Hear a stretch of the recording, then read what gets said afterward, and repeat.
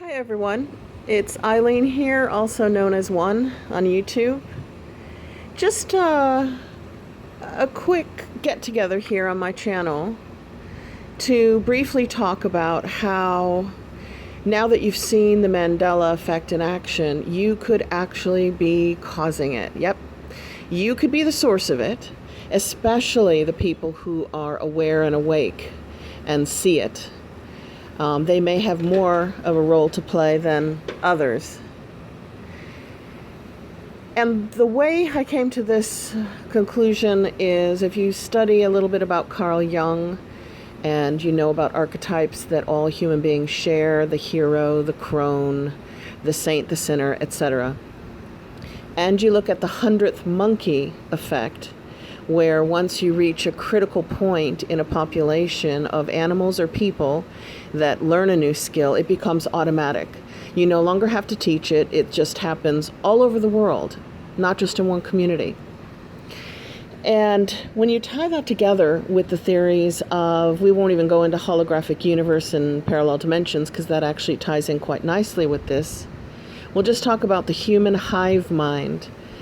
And that's basically the collective subconscious of human beings. It's not shared in the animal kingdom. It belongs to us. And it ties in nicely with the 100th monkey theory. That's how the 100th monkey theory works, is when you do something consciously, it has an immediate effect in your environment. And when you do it often enough, it becomes subconscious, and then it starts to impact your community. It goes into the hive mind and it's shared across the hive mind. And when enough people think the exact same thing subconsciously, you can see a change in human behavior. Now, what if it's true that the universe around you, matter, is all information? It's all in waves, waveform information that becomes solid, becomes particles, something you can bump into. What if it's all information, and that information is ruled and governed by the hive mind, particularly the highest hive mind on the planet, which would be supposedly human beings? It doesn't always seem that way, but we're still the highest form of animal consciousness that we know of on this planet, that we can see and relate to. And if you start expanding your awareness and meditating and learning new concepts, you're actually changing your subconscious mind. And if enough of us do that, we change this collective subconscious, or the human hive mind. And if enough of us do that and reach a critical mass on certain concepts and thoughts, then the matter around us has to change. It has to reflect that. And that would explain misspellings and misquotes in movies and songs and misunderstood Bible verses, and then looking around you and seeing a physical change in matter, because enough people in the collective thought of it, perhaps the wrong way, and changed it. And the only one that I know that I personally participated in, which had a great deal to do with my awakening to the Mandela effect, besides Luke, I am your father.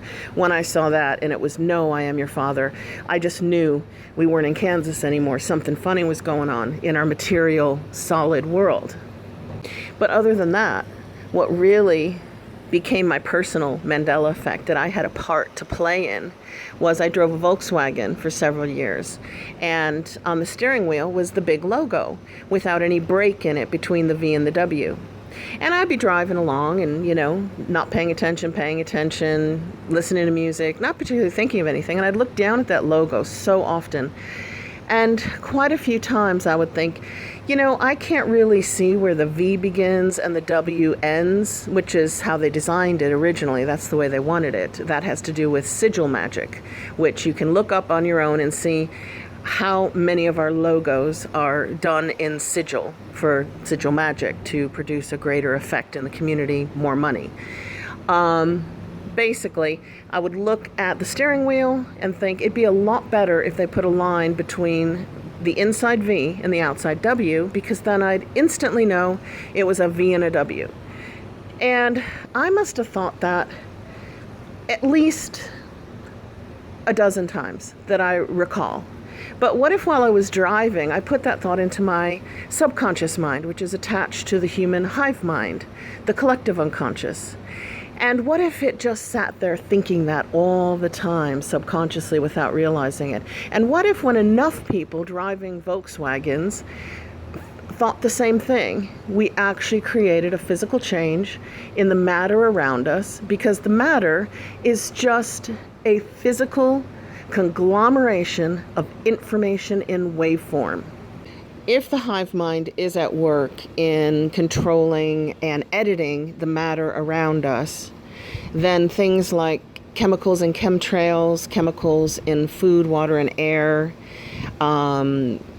subliminal messaging in television and music could actually seriously impact the human hive mind to subconsciously move the group in a direction that they don't even know about, they aren't aware of, to make physical changes on this planet. And it wouldn't take a lot of intelligence to figure that out and to carry it out. So, just another thing to think about. Bye.